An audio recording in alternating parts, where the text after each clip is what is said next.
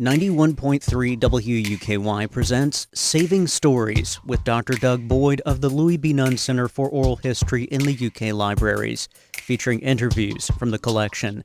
And here's your host, Alan Lytle.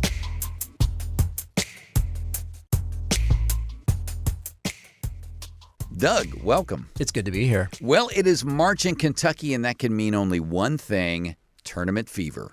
Every year during this month, I'm amazed at the level of intense emotion as we watch with great anticipation and hope the NCAA men's basketball tournament and our beloved UK Wildcats. When you ponder the why of this emotional reaction that we have, it really comes down to history and tradition. So the Nunn Center has now collected over 100 interviews documenting UK men's basketball. These interviews document the stories from the perspective of the players, the coaches, documents both the lows and the highs. This episode, we're going to talk about one of those legendary moments. This moment took place in 1957 against Temple. This time, I have broken with Saving Stories tradition. We're going to listen to oral history, but we're going to add a new dimension to the show. This time, I want to introduce Associate Dean and Head of Special Collections, Deirdre Scaggs. Hi, Doug and Alan. Thank you for having me join you today. I've always been a fan of Saving Stories, and I'm glad to share a lot of the other great archival resources that we have documenting the Big Blue Sports Archive. One of those key collections is the Claude Sullivan collection. And for those of you who may not know who Claude Sullivan is, he was one of the first voices of the University of Kentucky men's basketball program. He was nationally known as a sportscaster, and he was with the university during some pretty prominent times. He announced the first 4 championship titles under Coach Adolph Rupp. He went on to do sportscasting for UK football with Bear Bryant. He went on also to do announcing for the Cincinnati Reds and for Keeneland.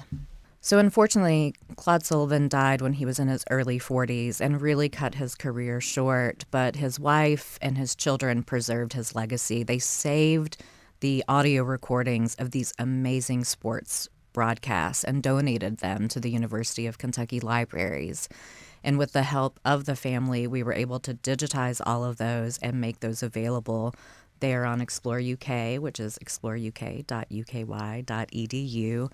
And Doug, I remember when you and I listened to some of these broadcasts, this was a time when these announcers were just telling the story of the game through their words and conveying that excitement, really bringing the listening audience into the game as if they were there.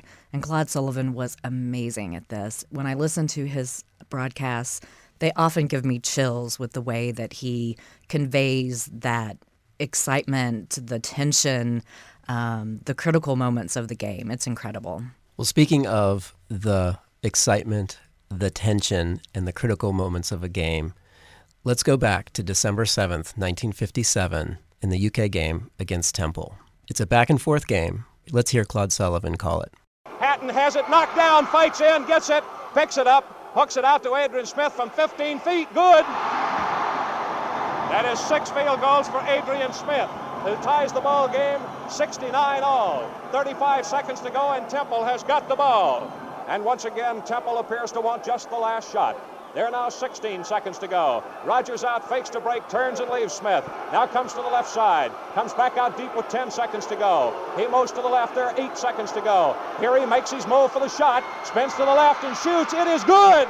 It is good, and Temple wins.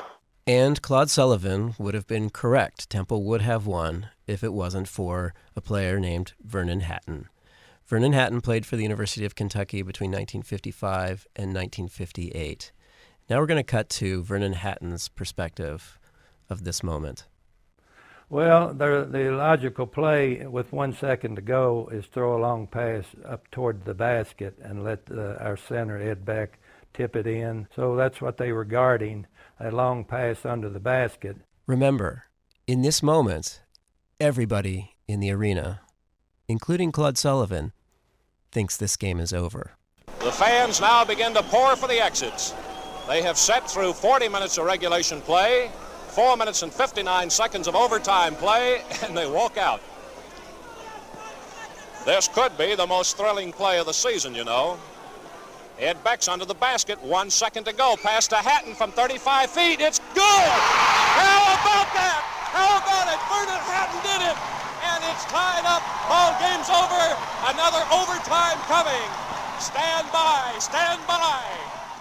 And thanks to the shot, Kentucky went on to win the game after 3 overtimes, 85-83. So, Doug, if you remember when we first heard this broadcast, we were so excited. I would say we were obsessed. So I remember the day that I found the film. We brought the film out. We gathered around the Steenbeck. We loaded the film. We started watching it. We're seeing all of these plays that Claude Sullivan had described. And it gets right to that moment where Vernon Hatton is taking the shot and the film's not there. It just stopped. So urban legend is that somebody may have cut that portion of the film, because that's what they did back in the day, edited and cut the film to maybe use in a news broadcast, but it wasn't documented and nobody knows where that moment is. One of the other stories, too, that could be a possibility is that maybe the camera, unfortunately, ran out of film at that critical moment and it wasn't recorded. Bottom line, we have a real mystery on our hands. So we still hope that maybe this film footage is out there somewhere. These films were originally stored in the Coliseum for years, and people could check them out. They were used for news footage, so maybe it's in an attic somewhere, or maybe it's at a local news station. We're going to continue to hope that it is out there and that these words will reach someone who will go looking for it, and maybe we'll discover the footage of the shot.